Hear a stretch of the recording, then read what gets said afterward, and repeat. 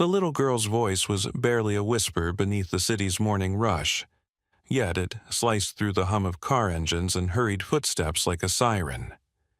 "If I eat just a little, maybe there'll be some left for Grandma." Those words stopped Alexander Grant in his tracks. New York's youngest billionaire, the man whose empire stretched across continents suddenly frozen by a voice smaller than a heartbeat. "Before you scroll away, tell me what would you have done if you heard that?" Because what Alexander did next would not only shock everyone who knew him, it would shatter everything he thought he was. Stay with this story. What happens next might just restore your faith in humanity. The rain had just begun to fall, thin and cold, the kind that blurred reflections in the glass towers of Midtown. Alexander walked fast, his umbrella held by the bodyguard 3 steps behind his schedule, packed to the minute breakfast meeting at the Met investor call at 10 acquisition review before noon. His world was numbers, precision, efficiency. Feelings were liabilities. That was how he'd survived, how he'd built Grant Technologies before he turned 30. But that voice, that fragile, trembling voice, cracked the rhythm of his life. He turned, scanning the sidewalk until he saw her a small figure, no taller than the pastry counter she was staring at through the fogged bakery window. Her coat was too thin for the weather. Her shoes soaked a torn paper bag clutched to her chest. Inside was a half loaf of bread, its crust dark and uneven, the kind sold cheap at the end of the day. She wasn't crying, just whispering softly to herself, a ritual of hope for a grandmother waiting somewhere hungry. For a moment, Alexander's instinct was to keep walking. People suffered every day. It wasn't his fault, not his job. That's what he told himself whenever charity requests flooded his inbox. But something inside him, something that had been silent for years, tightened. He looked at his reflection in the bakery window, saw not the polished billionaire but a man who had once known hunger of a different kind, the hunger for care, for someone who stayed. He took a hesitant step toward the girl. His bodyguard frowned, whispering, "Sir, the car's ready." But Alexander waved him off. "Give me a minute." Those words alone were shocking. Alexander Grant didn't do a minute. He did schedules, contracts, signatures, but never pauses. When he reached her, the girl flinched slightly but didn't move away. Her name, he would later learn, was Emma. In that moment, she was just a child staring at a world of bread she couldn't afford. Her lips trembled as she looked up at him. "I'm not stealing," she said quickly, as if that might keep trouble away. "I know," Alexander replied softly, his voice unfamiliar even to himself. "Are you hungry?" She nodded, hesitating.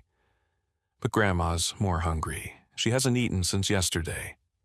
Her honesty hit him harder than any boardroom betrayal ever had. Without another word, Alexander opened the bakery door, the chime announcing his presence in a place far below his usual haunts. The warmth and smell of baked bread washed over him. The cashier stared. His suit alone cost more than the month's rent for this shop. He pointed at the display. "We'll take everything fresh. Box it up." The girl's eyes widened. "All of it." He smiled faintly. "All of it." For once, the act of spending money didn't feel like indulgence. It felt like redemption. As the cashier packed the goods, Emma stood on tiptoe, her fingers twitching with disbelief. Outside, the rain turned heavier, tapping against the window like the rhythm of fate. Alexander crouched beside her, holding out a small sweet roll. "This one's for you," he said. She hesitated, then took it, her hands shaking. She bit into it slowly, as if each bite were a memory she wanted to last.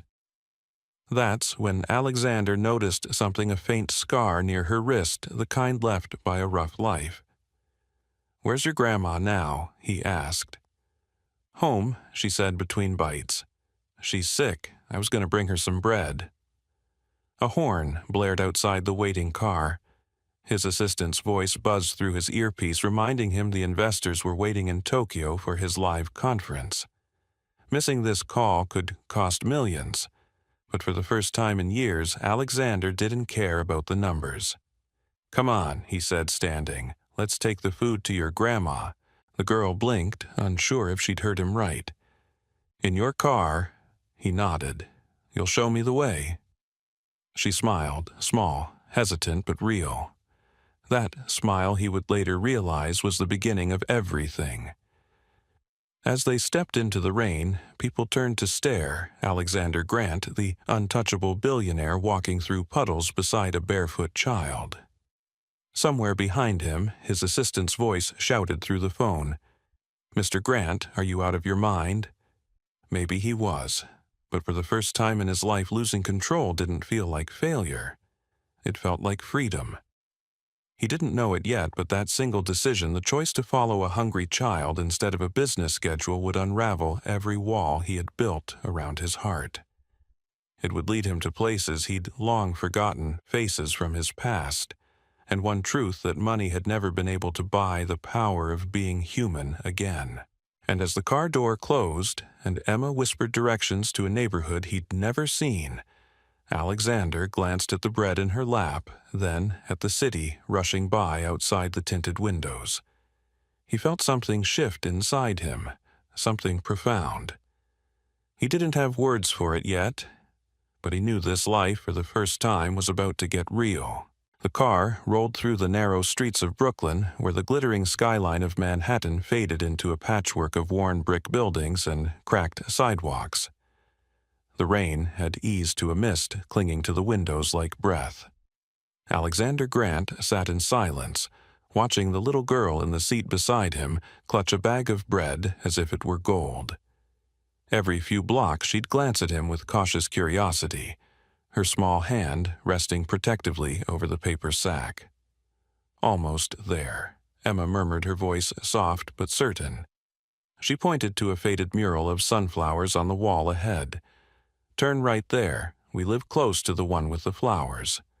Her directions were simple, almost poetic: turn where the road smells like coffee, go past the fence with blue hearts. The driver glanced in the mirror, unsure, but Alexander nodded. Follow her lead. When the car finally stopped, Emma jumped out, holding the bag close to her chest. The building before them was old and weary, its bricks stained by decades of storms. A cracked sign above the door read, "Riverside Apartments," though no river was anywhere in sight. The air smelled faintly of rain and stale bread. Alexander followed her inside. The hallway was dimly lit, narrow, the walls patched and painted unevenly. Each door had its own story told in scratches and stickers. "We're up here," she said, climbing the stairs quickly despite her thin legs.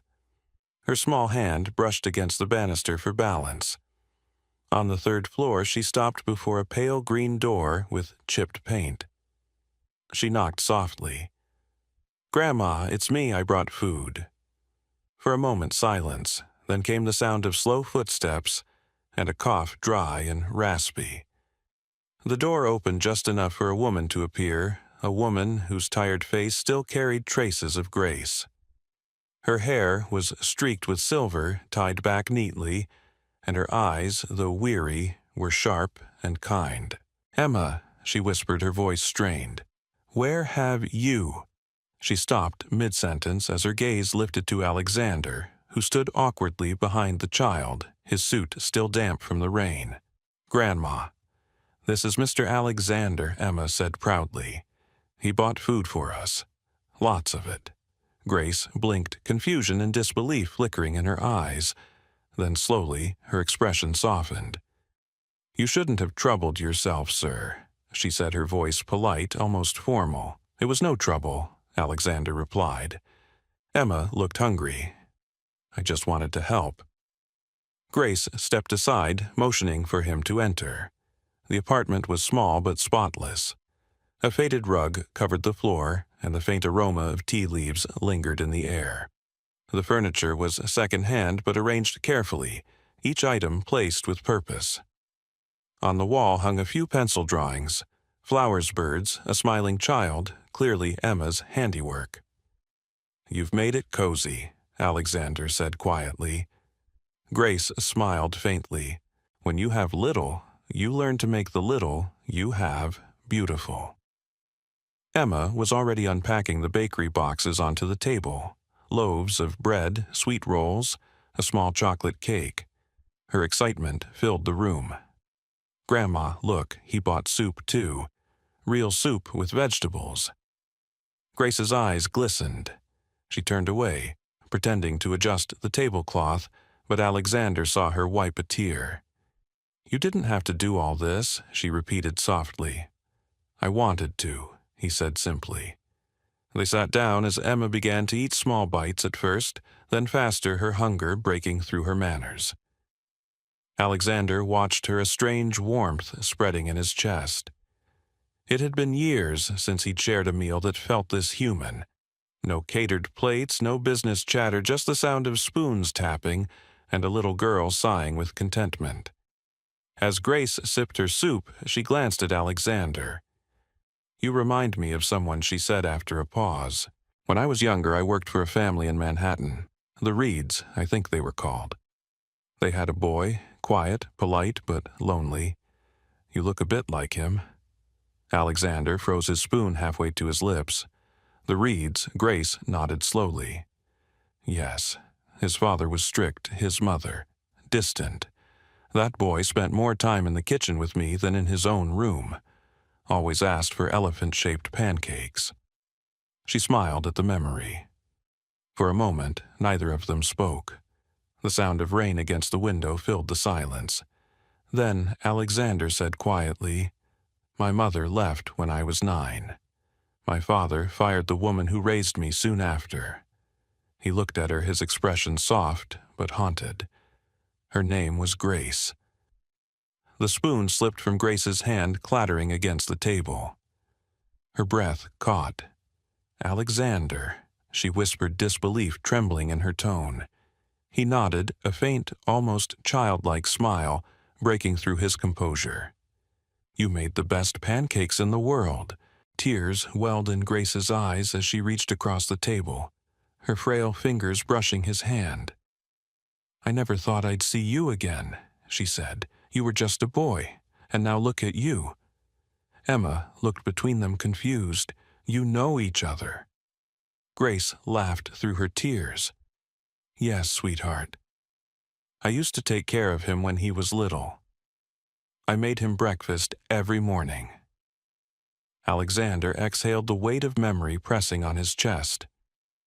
"You were the only person who noticed when I was sad," he said. "You'd sneak me cookies before bed and tell me everything would be okay." Grace smiled faintly. "I told you that because I wanted it to be true." The air grew still. Alexander looked around the tiny apartment again, taking in the cracks in the ceiling, the peeling paint, the quiet dignity in every corner. He reached for his wallet instinctively. Money was the only tool he knew for fixing things.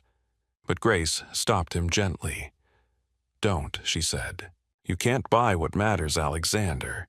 He lowered his hand. Her words struck deeper than any lecture or scandal ever had. Emma, oblivious to the heaviness in the room, leaned over and whispered, "Grandma, can I give him one of my drawings?" Grace smiled. "Of course." The little girl darted to the wall, tugged down a sheet of paper, and handed it to him. It was a child's sketch of 3 figures, Emma, her grandmother, and a tall man in a suit, all holding hands, under a sun with a crooked smile. Alexander stared at it for a long time. Something inside him cracked wide open. He folded the drawing carefully, slipped it into his jacket pocket, and said quietly, "Thank you, Emma. I'll keep it." That night, when he finally returned to his penthouse, he didn't turn on the lights. The city sparkled below, cold and distant, but for once Alexander didn't feel powerful. He felt human, achingly, beautifully human. And somewhere deep in his chest, a thought began to take root, small but unstoppable. Maybe there was a way to help them that wasn't charity at all. Something built with purpose, something real. The next morning, Alexander returned to the old apartment building in Brooklyn. The city was still damp from the night's rain, and the streets glistened under a pale gray sky. He didn't quite understand why he came back. Maybe it was unfinished business, or maybe it was something deeper, the pull of something he hadn't felt in years, belonging. Grace opened the door, surprise flickering in her eyes, when she saw him standing there with a paper bag in his hand. "I brought coffee," he said awkwardly, "and some fruit. I wasn't sure what you liked." She smiled, stepping aside to let him in. Anything that isn't canned is a luxury here. Inside the apartment looked just as he remembered, small but spotless. The morning light fell through the thin curtains, touching the edges of worn furniture with a kind of tenderness. Emma sat cross-legged on the floor, drawing with colored pencils. She jumped up when she saw him. "Mr. Alexander, you came back. I promised I would," he said, setting the coffee on the table. She beamed, holding up her latest drawing, an elephant-shaped pancake. "Grandma says you used to love these." "I still do," he admitted, smiling. "I guess I never outgrew them." Grace chuckled softly, her cough briefly interrupting the sound. She waved him toward the table. "Sit. I just finished warming up the soup from yesterday. It's not much, but you're welcome to join us." Alexander hesitated. He wasn't used to being invited into a place like this, not since he was a boy sitting in the warmth of Grace's old kitchen. He took a seat, feeling strangely humbled. The soup was simple vegetables, a hint of broth, but it tasted real. It tasted like care. After a few moments, Grace looked at him thoughtfully. "You've changed, Alexander. You used to sit on the counter swinging your legs waiting for pancakes. You never liked the quiet." "I still don't," he said. "The difference is, now I pay people to fill the silence." She gave him a knowing look. "And does it help?" He didn't answer. Instead, his gaze drifted to the window, where the cracked glass reflected a city he'd built his life around, one that suddenly looked different through this frame. He took in the surroundings again, the patched wallpaper, the potted plant on the sill, the drawings taped beside the fridge. This was poverty, yes, but it wasn't hopelessness. It was resilience. Grace and Emma had so little, yet somehow their home carried more warmth than his entire penthouse. Grace must have noticed his expression. "We don't have much," she said quietly, "but we have each other. That's enough most days." He nodded. "I forgot what that felt like." She studied him for a long moment before asking, "Why did you really come back?" The question caught him off guard. He wanted to say it was to help to repay an old kindness, to make up for something, but none of that felt entirely true. "Because when I left yesterday, he finally said I couldn't stop thinking about how unfair it is that someone like you has to live like this while I sit in an apartment big enough for 20 people. Grace smiled faintly. "Life isn't fair, Alexander. But it doesn't mean it's empty. I could fix this," he said impulsively. "I could help you get you a better place, pay for medicine school for Emma. Anything you need." Grace's face softened, but her tone remained steady. "You already helped. You showed up." He frowned, not understanding. "That's not enough. It is," she said firmly. "Money solves problems, but not the right ones. You think we need saving. What we need is dignity." Her words struck him like a blow. Dignity. It was a word he'd heard often in business, tossed around in press statements and charity banquets, but never understood until now. Grace wasn't refusing help out of pride. She was defending her sense of worth. The silence stretched between them. Emma, unaware of the tension, leaned against him, her small head resting on his arm. "Mr. Alexander, do you have a grandma?" she asked suddenly. He hesitated. "No," he said softly. Not anymore. Then you can borrow mine, she said matter-of-factly. Grace chuckled, but there was a hint of emotion in her eyes. I'd like that, Alexander said, his voice low. Grace reached across the table, her hand trembling slightly as she poured him more coffee. You know, she said, the boy I remember used to bring me drawings just like hers. You said you wanted to be an architect. I said that because you told me houses could feel alive, he replied. I guess I stopped believing that when you left. I didn't leave Alexander, she said gently. I was told to go. He looked up, guilt flashing across his face. My father, Grace, shook her head. He was a man trapped by his own pride. I didn't blame him then, and I don't now. He exhaled a mixture of shame and relief washing over him. He fired the only person who ever made that house feel like home. And now, she said with a small smile, life has a strange way of circling back. As the afternoon light began to fade, Alexander found himself staying longer than he intended. He helped Emma wash dishes awkwardly, trying to dry them without breaking anything. She laughed every time he fumbled, and even Grace couldn't help but smile at the sight of the billionaire clumsily handling chipped plates. When it was time to leave, he stood at the door, unsure how to say goodbye. Grace handed him a paper bag filled with bread. Take this, she said, for later. He looked down at it, then back at her.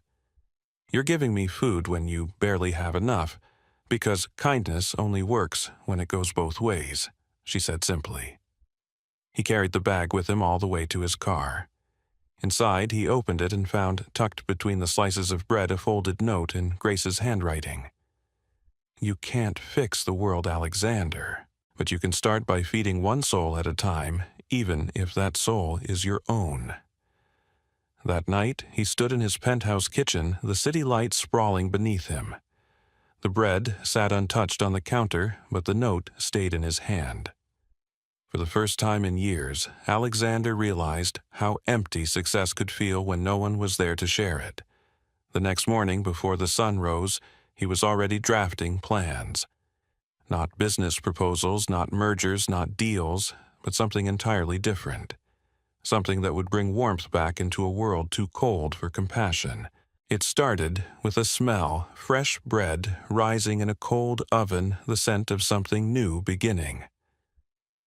The idea had come to Alexander late one night, as he stood alone in his penthouse kitchen, Grace's note lying open on the counter. You can't fix the world, but you can start by feeding one soul at a time. That line stayed with him until dawn. By sunrise, he'd already made the call. A month later, an old cafe on the corner of Castle Street stood bathed in scaffolding and dust. It had been abandoned for years, its windows boarded up, its sign faded to nothing. Now it was alive again, workmen scraping, painting, measuring. Alexander was there every morning, suit sleeves rolled up, clipboard in hand, the smell of plaster and hope hanging in the air. Grace didn't believe him at first when he told her what he wanted to do. A bakery, Alexander, that's extravagant, she'd said, shaking her head. You don't need to do this for us. I'm not, he replied. I'm doing it with you. She'd smiled faintly, but didn't argue. Over the weeks that followed, she began to see he was serious. He involved her in every detail, the name, the recipes, the colors on the wall.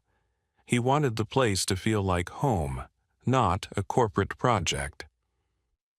When she suggested calling it Grace and Emma's Bakery, he hesitated. Your name should be on it too, she said. He shook his head. It already is. Emma became the heartbeat of the place. She drew the first sketches for the logo, 2 loaves shaped like open hands. She'd sit on a flour sack near the counter, watching the builders with wide eyes, peppering them with questions about ovens and mixers. When the first delivery truck arrived with sacks of flour, she clapped her hands like it was Christmas morning. For Alexander, the process was both foreign and grounding. His empire was built on algorithms and automation, but here, every detail was tactile, imperfect human. He learned how to knead dough from Grace. His first attempts were clumsy, his hands stiff from years of holding phones instead of tools. She'd laugh at him gently, correcting his technique. "You're too careful," she said. Bread doesn't want control. It wants patience. He found himself staying later each day, covered in flower sleeves rolled to his elbows, talking with the staff and local vendors. He met the florist down the street who promised to fill the windows with sunflowers on opening day. He struck a deal with a small dairy farm for fresh butter, and slowly the bakery began to take shape not just as a shop, but as a promise. The first day they tested the ovens, the smell of baking bread filled the empty room. Grace stood quietly at the counter, tears in her eyes. "It smells like my mother's kitchen," she said softly. "It smells like home," Alexander added. Word spread quickly through the neighborhood. People peeked in through the windows, curious about the fancy man helping paint shelves and scrub floors. One evening, a group of kids from the nearby school stopped by, offering to help clean in exchange for cookies when the bakery opened. Grace, of course, agreed. "No one leaves hungry," she told them. As the weeks passed, the place transformed from a renovation site into something living and warm. Soft lights, wooden counters, hand-painted signs, a chalkboard menu Emma insisted on writing herself. Every piece carried a story. The walls, once bare, were now filled with framed drawings from neighborhood children, a thank you from the community before the first loaf was even sold. The night before the opening, Grace confessed her fears. "What if no one comes?" she asked, sitting beside the ovens while the dough rested under clean cloths. "What if we fail?" Alexander looked at her. His face calm, the flowers streaked across his cheek. "Then we'll start again," he said. "Failure's just a batch that didn't rise." The next morning, when they opened the doors, the line stretched down the block. Locals' office workers, parents with kids all drawn by the aroma of fresh bread and the buzz of something hopeful. Grace stood behind the counter, her hands trembling as she handed out the first loaf. On the house, she said to the first customer, a construction worker who looked stunned. Within hours, every loaf was gone. By noon, the shelves were empty, and the air was filled with laughter chatter and the hum of something greater than business. Emma ran around serving cookies, her face dusted with sugar. When a little boy asked what made the bread taste so good, she said proudly, "Because it's made with love and second chances." Alexander stood near the window watching the crowd spill out onto the sidewalk. For the first time, he felt something he hadn't felt in years. Peace. Grace caught his eye and smiled, her face glowing with pride. "You did it," she said. "No," he answered, shaking his head. "We did." That evening, after closing, they sat together at one of the wooden tables. The lights were dim, the shelves empty, the smell of bread lingering in the air. Grace sipped her tea and looked around. "You know," she said, "this isn't just a bakery. It's a place where people remember they're not alone." Alexander nodded, his voice low. "That's all I ever wanted to build." Outside, the city glowed the same as always. But inside that little bakery on Castle Street, something had changed. It wasn't just about bread anymore. It was about forgiveness, about connection, about rebuilding what life had once broken. And for Alexander, it was the first time in a long time that success had nothing to do with profit and everything to do with heart. A year passed, and Castle Street had changed. The old corner that once smelled of dust and rain now carried the warm scent of fresh bread every morning. Grace and Emma's bakery had become more than a local shop. It was a story people wanted to be part of. There were always lines out the door, but no one seemed to mind waiting. Inside, laughter blended with the clatter of trays and the hum of life being lived fully. Alexander moved easily among the customers, no longer the polished billionaire in tailored suits, but a man with rolled sleeves and a heart that finally found its place. He came in early every day, sometimes before sunrise. He would stand by the window, coffee in hand, watching the city wake up. It still amazed him that something so simple, a loaf of bread, a shared table, could change so many lives. The bakery had become a meeting point for the forgotten corners of New York: teachers, single parents, old men from the park, construction workers, even executives from downtown who slipped in for quiet coffee before their day began. Grace called it a sanctuary that smells like hope. Emma had grown taller, her confidence blooming with the bakery. She was the face of every local article, her picture smiling under headlines like "The Girl Who Inspired a Billionaire's Change of Heart." But fame never touched her innocence. Every day she greeted customers by name, handed out cookies to children, and made sure no one ever left empty-handed. Alexander had promised Grace that all proceeds from the first year would go into community programs: free meals for the elderly, baking lessons for kids, job opportunities for single mothers.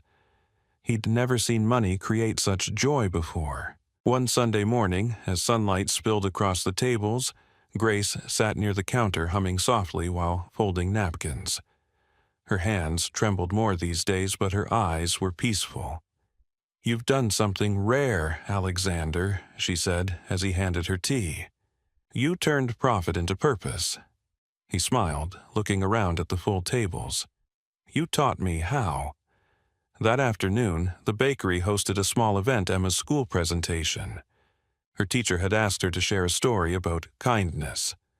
The room filled quickly, customers turning their chairs toward the front as Emma climbed onto a stool, clutching her paper.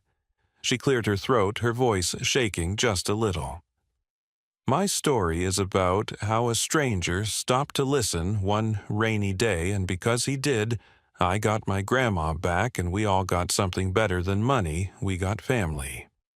The crowd grew quiet, the kind of silence that feels sacred. "Kindness," she continued, "is like bread. You give some away, and somehow you always end up with more." Grace's eyes glistened. Alexander felt something shift in his chest again. The same ache that started this all now transformed into something lighter, steadier. He glanced out the window where the sky had begun to turn gold. For a fleeting moment he thought of his father, cold, unreachable, and wished he could see this. Maybe then he'd understand that legacy wasn't built on wealth, but on how you made people feel. When the applause ended, a woman lingered at the doorway. Her clothes were worn, her eyes cautious but filled with something fragile, hope mixed with fear. She looked at Grace, then at Emma. Grace froze her breath, catching. "Carmen," she whispered. The room fell silent.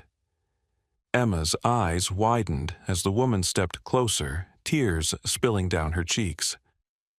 "I'm sorry," Carmen said. "I made mistakes. I lost my way. But I never stopped thinking about her." Grace stood slowly, her frail hands gripping the edge of the table. "You're home now," she said, her voice trembling but sure. Emma ran into her mother's arms without hesitation, the kind of forgiveness only a child can give. The crowd turned away politely, some wiping their own eyes. Alexander stayed still, watching the reunion unfold like a quiet miracle. Later that night, after the bakery closed, they sat together, Grace, Carmen, Emma, and Alexander, sharing a simple meal of soup and bread. No words could capture what that moment meant. It wasn't grand or dramatic, but it was full of love, forgiveness, and peace. As the evening deepened, Grace leaned back in her chair, a faint smile on her lips. "This," she said, gesturing around the table, "is what life is supposed to taste like." Alexander knotted his throat tight. "Like home," he murmured. In the weeks that followed, the bakery flourished even more. Carmen started working there quietly, rebuilding her life.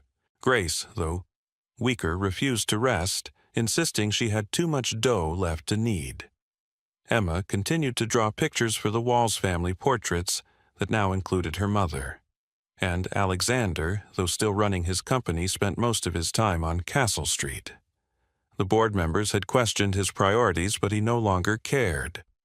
For the first time, his life was measured not in stock reports, but in smiles and shared stories. On the anniversary of the bakery's opening, they hosted a free breakfast for the neighborhood. The line stretched around the block. Alexander stood by the door greeting people, and when someone asked why a billionaire would spend his Sundays serving bread, he answered simply, "Because this is what makes me rich."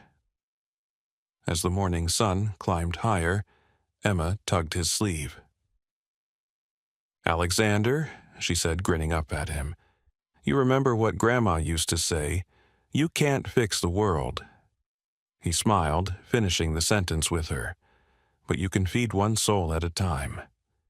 Grace watched from her chair by the window, her eyes bright with quiet pride. Outside, the city moved fast as always, but inside that small bakery, time seemed to slow. Laughter, warmth, and the smell of bread filled the air. And as Alexander looked around at the faces that had once been strangers but were now family, he understood the miracle of it all, that sometimes one small act of kindness doesn't just change a life, it changes everything. From the moment Alexander Grant stopped on that rainy New York street, everything about his life began to change. The man who once measured worth in numbers and meetings discovered that the true currency of life was compassion. Through a simple act of kindness, buying bread for a hungry girl and her grandmother, he opened a door he didn't know existed. It led him away from the noise of wealth and into the quiet, steady rhythm of humanity. Alexander's journey wasn't about redemption through grand gestures. It was about transformation through humility. In Grace, he found the woman who had once cared for him when no one else did. In Emma, he found the childlike innocence he had lost somewhere between ambition and isolation. Together, they reminded him that the smallest moments, sharing food, laughter, forgiveness, carry more weight than any fortune ever could. The bakery on Castle Street became the living symbol of that transformation. It wasn't just a business. It was a heartbeat, a place where kindness baked itself into every loaf, where dignity was restored with each smile. Through it, Alexander built something far greater than an empire. He built a home for people who needed to feel seen, fed, and valued. Grace's wisdom, Emma's warmth, and his newfound purpose turned that small bakery into a sanctuary that touched an entire community. By the time Grace passed, her legacy had already taken root in everyone who crossed that bakery's threshold. Alexander continued her vision not as a billionaire trying to save the world, but as a man who understood that real change begins with one simple decision to care. The miracle wasn't in the bread or the building, or even in the success. It was in the hearts that healed because one man chose to stop and listen. The lesson from this story is timeless. Kindness doesn't need to be big to be powerful. One thoughtful act can change the course of someone's life and your own. In a world obsessed with speed control and success, we often forget the strength that lies in slowing down and noticing others. True success is not about accumulation, it's about contribution. The measure of a meaningful life is not what we own, but what we give. If you take anything from Alexander's story, let it be this: you don't need wealth to make an impact. You only need heart. Start small, offer help where you can, listen without judgment, give without expecting. Because kindness is the one investment that never fails, it multiplies, it heals, and it returns in ways we can't always see. And if this story moved you, if it reminded you of something you've lost or something you want to find again, don't let it end here. Let it inspire you to act, to share, to bring light where it's needed most. Subscribe to the channel, leave a comment, and share this story with someone who might need it. Every time you do, you help us continue creating stories that restore hope and remind the world that compassion still matters. After all, like Grace once said, kindness only works when it goes both ways. So, here's your chance, pass it on.